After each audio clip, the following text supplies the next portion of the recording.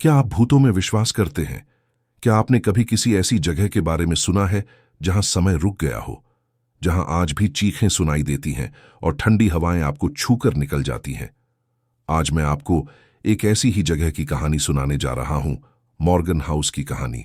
एक ऐसा बंगला जहां हर रात एक रूह इंसाफ के लिए तड़पती है। अमावस की काली रात थी और जोरदार बारिश हो रही थी। बिजली की चमक में पुराने पेड़ों की डरावनी परछाइयां इधर उधर हिल रही थीं। रोहन और रिया, दो जिगरी दोस्त, एक पुराने और सुनसान बंगले की तरफ जा रहे थे। लोगों ने उस बंगले के बारे में अजीबोगरीब बातें सुनी थीं कि वो भूतिया है, लेकिन रोहन को भूत वूत पर बिल्कुल भरोसा नहीं था। रिया थोड़ी डरी हुई थी, पर वो रोहन के साथ थी क्योंकि वो उसे अकेला नहीं छोड़ना चाहती थी।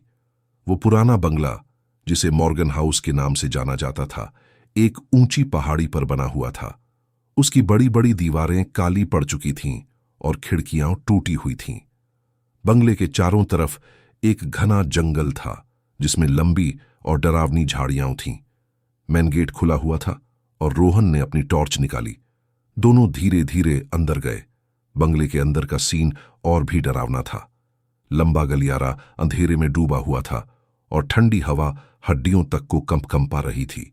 फर्श पर धूल की मोटी परत जमी हुई थी और मकड़ी के जाले हर कोने में फैले हुए थे। रोहन ने एक कमरे का दरवाजा खोला।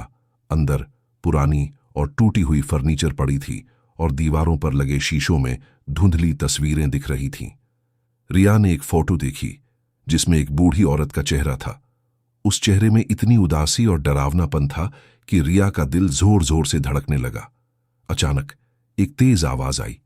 रिया डर गई और रोहन का हाथ कसकर पकड़ लिया। रोहन ने टॉर्च घुमाई, पर कुछ भी दिखाई नहीं दिया। फिर एक धीमी और कांपती हुई आवाज सुनाई दी, यहां से निकल जाओ। वो आवाज इतनी डरावनी थी कि रिया की चीख निकल गई।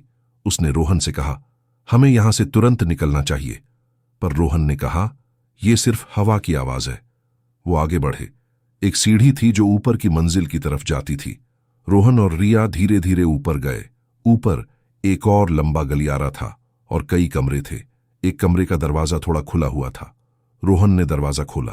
अंदर एक पुरानी झूलती कुर्सी अपने आप हिल रही थी। रिया फिर से चीख पड़ी।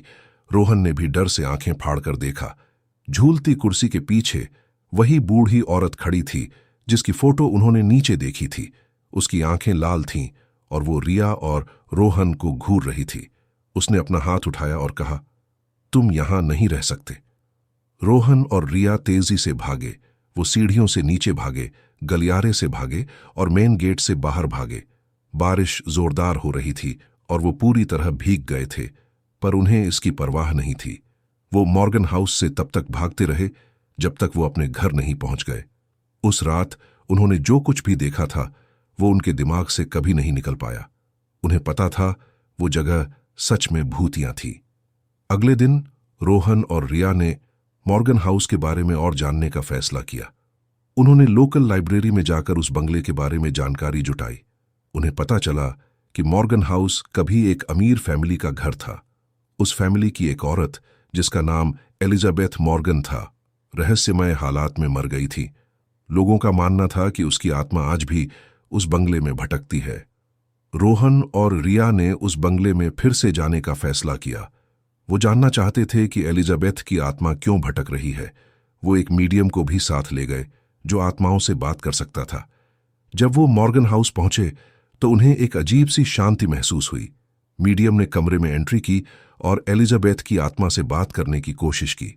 थोड़ी देर बाद मीडियम ने कहा, वो यहां है, वो बहुत दुखी है, वो चाहती है कि कोई उसकी मदद करे। रोहन और रिया ने एलिजाबेथ की कहानी सुनी। उसे एक नौकर से प्यार हो गया था, लेकिन उसके फैमिली ने उस रिश्ते का विरोध किया था। उन्होंने उसे उस नौकर से मिलने से रोक दिया और जब उसने भागने की कोशिश की तो उसे मार दिया गया। एलिजाबेथ की आत्मा इंसाफ चाहती थी। वो चाहती थी कि उसके फैमिली के पापों का पर्दाफाश हो। रोहन और रिया ने उसकी मदद करने का फैसला किया। उन्होंने एलिजाबेथ की कहानी को पब्लिक किया और उसके फैमिली के राज खोले। जब एलिजाबेथ की आत्मा को इंसाफ मिला तो वो शांत हो गई। मॉर्गन हाउस में शांति छा गई और रोहन और रिया ने राहत की सांस ली। उन्होंने एक डरावनी कहानी का अंत किया और एक आत्मा को मुक्ति दिलाई, और इस तरह रोहन और रिया ने एक डरावनी कहानी का अंत किया और एक आत्मा को मुक्ति दिलाई। लेकिन क्या मॉर्गन हाउस की कहानी यहीं खत्म हो गई? क्या वहां अब कोई नहीं भटकता? इसका जवाब जानने के लिए आपको इस चैनल पर बने रहना होगा। हम आपके लिए ऐसी ही और भी रहस्यमयी कहानियां लाते रहेंगे। अगर आपको यह कहानी पसंद आई तो कृपया इस वीडियो को लाइक करें और हमारे चैनल को सब्सक्राइब करना न भूलें। हमें आपके समर्थन की जरूरत है ताकि हम आपके लिए और भी रोमांचक कहानियां ला सकें। अपनी प्रतिक्रियाएं हमें कमेंट सेक्शन में जरूर बताएं और अगर आपके पास कोई ऐसी ही डरावनी कहानी है तो हमें जरूर लिखें।